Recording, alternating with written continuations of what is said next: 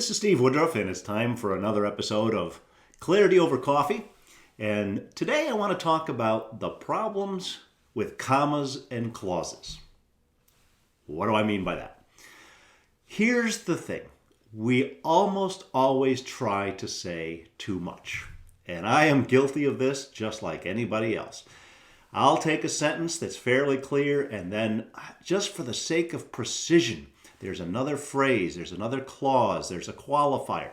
And pretty soon we've got all these commas and clauses and this jumble that may be technically accurate, but never gets the point across. I had someone recently forward me 3 versions of a potential memory dart. Memory dart is my version of an elevator pitch that's even shorter.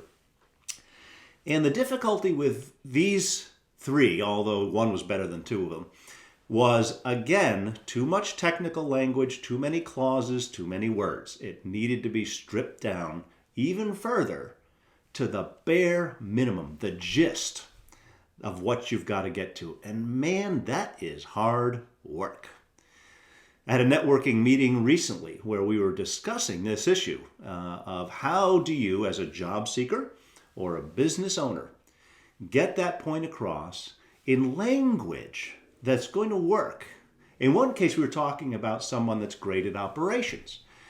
And this individual was describing how operations works and what he does, but it was this very technically accurate stuff, but nobody was really going to relate to it. And so we talked about how operations is more like painting the picture of here's a founder or an executive in a growing company, and they're moving forward such that they now have so many plates spinning in the air that this person is becoming frustrated and ineffective, and what they need is somebody to come and run the joint. That's operations.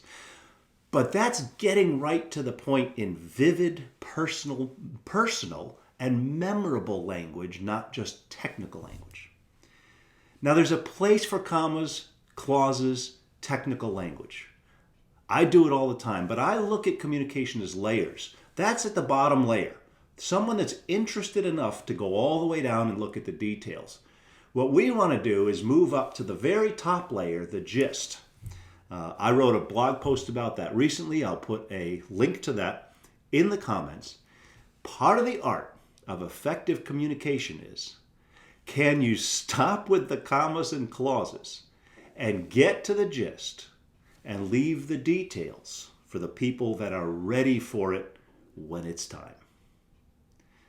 This is Steve Woodruff. Thanks for listening to Clarity Over Coffee.